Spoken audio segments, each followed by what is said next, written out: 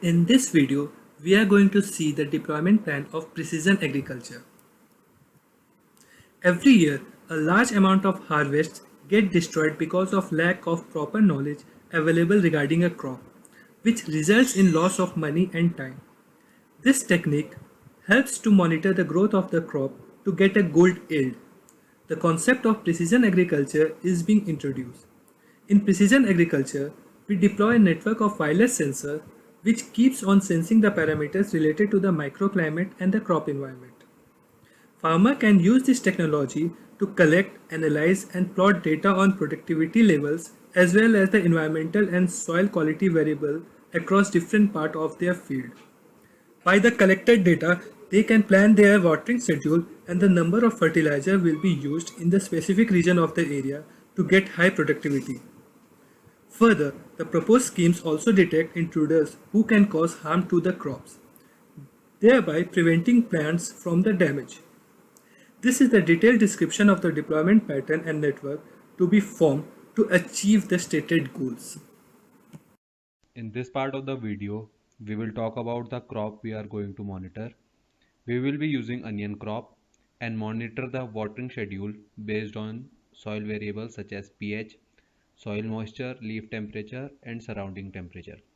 We are using onion as our test crop because of the following advantages.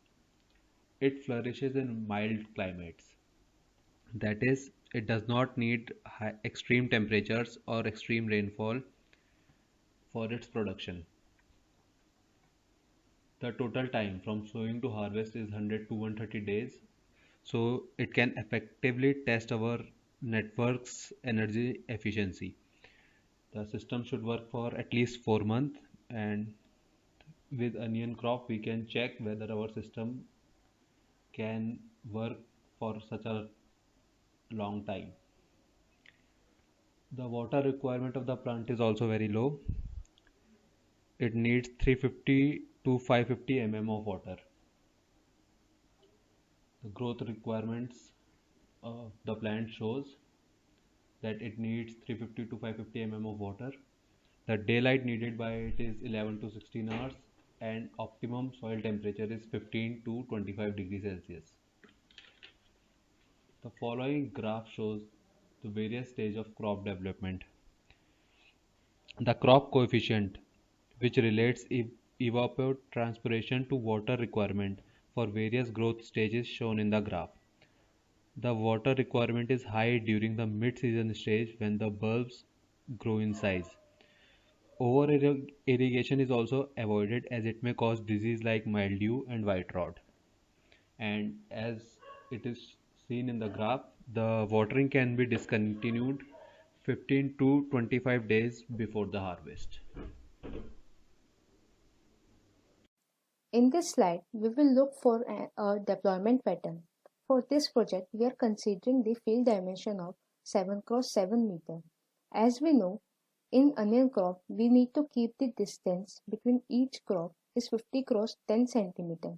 So as per our calculation, we are going to plant 14 crops row wise and 70 crops column wise. So we are keeping modes at every 1.16 meter. So the total number of modes will be required is 50. At 1.16 meter distance, all sensors can sense any atmospheric condition changes easily. And all the modes are having all these sensors except ultrasonic sensor.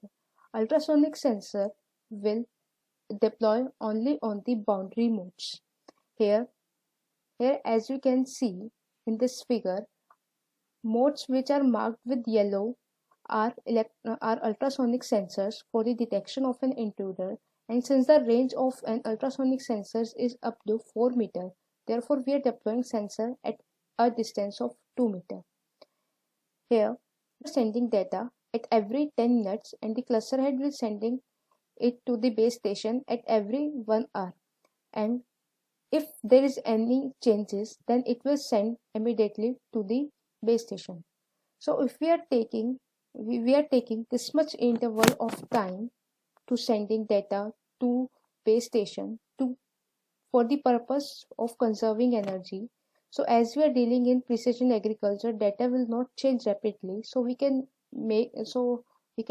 keep that much interval of time. So as we are considering here two-level hierarchy, in which all nodes will report to the cluster head and cluster head will report to the base station. And we are also using incremental type of deployment so that we can increase the number of modes based on further requirements. As the deployment pattern is structured, so every node will know their ID and distance from the base station. So here node ID is of 3 digit, where first digit tells about the cluster number and the second digit and third digit will tell about the column number, row number and column number respectively. We are keeping this kind of arrangement because so that we can know to which cluster we need to send the query and it will be easy to locate the node as well. In this part of the video, we are going to talk about the sensors that we will use. The sensors used are soil moisture sensor, a leaf temperature sensor, humidity and temperature sensor, pH sensor, and an ultrasonic sensor for intruder detection. The details of the sensors are as follows. The first sensor is a soil moisture sensor. We are going to use Groove moisture sensor from the Seed Studio. This sensor measures the moisture content of soil based on the resistivity. It typically operates on 3.3 volt and a maximum current of 35 milliampere can pass through this sensor. This sensor is present on every plant since we are deploying the plant at a distance of 1 meter. The various details of the sensors are given in the table. The next sensor we will be using is the leaf temperature sensor. For measuring the leaf temperature, we will be opting for an LT1M sensor, which is a sub-miniature touch probe that measures the absolute temperature of the leaf. It has a measurement range of 0 to 50 degrees Celsius. It updates the output every 5 seconds. It works at a voltage of 7 to 30 volt and 100 milliampere operating current. We will have at least 50 of these sensors. The next sensor we will be using is humidity and temperature sensor. These are the onboard sensors, so we can use them directly. They measure the temperature and humidity of the surrounding environment of our plants. The range of the humidity sensor is 0 to 100% of relative humidity, and the accuracy is 3.5%. And the temperature sensor range is minus 40 degrees Celsius to 123.8 degrees Celsius and has an accuracy of plus minus 0.5 degrees Celsius. The next sensor is a pH sensor. We will be using the analog sphere tip pH sensor meter kit, which is the SKU SE N0249 from Gravity. It operates at a 5 volt and in a temperature range of 5 to 60 degrees Celsius. It has a response time of less than 2 minutes. The details of the pH sensor are given in this table. For intruder detection, we will be using ultraviolet sensor, which is discussed in detail in the next part of the video. In this series of slides, we are going to see how the cluster will be formed in our network. Our deployment of the nodes will be structured deployment. Hence, every node will know their distance from the base station. The base station in the network will be able to communicate to all the nodes. Also, every node in the network will know the ID of the base station. We will be organizing our node in cluster that will be represented by a cluster head. Those will communicate with the base station. We choose this kind of organization because we do not want every node to communicate to the base station, which will deplete the energy of all the nodes simultaneously. Also, data aggregation will be done at the cluster head that will effectively help to filter out the redundant data and thus saving energy of the nodes in our network and enhancing its lifetime. Cluster is fixed and each node inside the cluster will contain cluster number in its ID. The cluster head will be chosen randomly based on their rank and will change from time to time. This is done so as to prevent any node to run out of energy if it always remains the cluster head.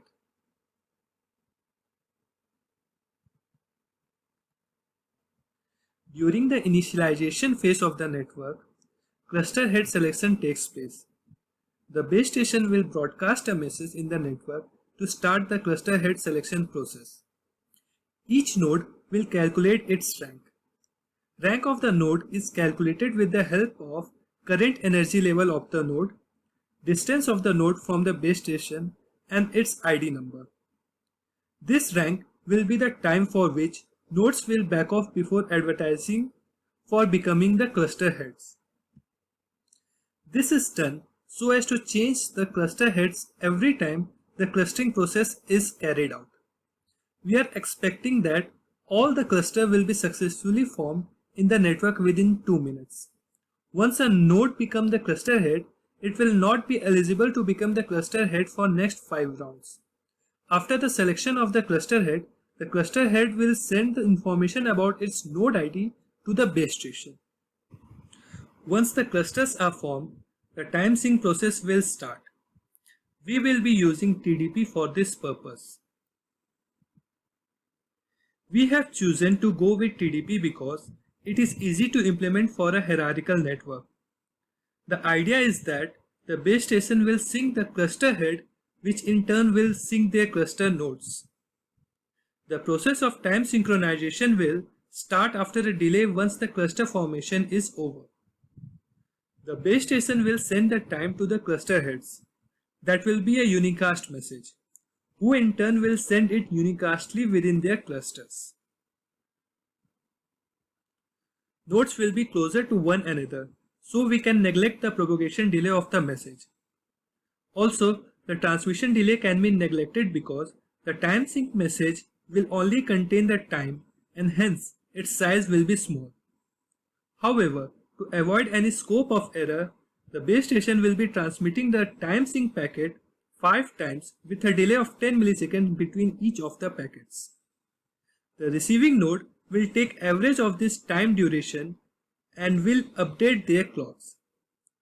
This process of calculating the average time will be done both by the cluster heads and cluster nodes. The cluster heads will give a short of acknowledge message to the base station that the time sync process is completed.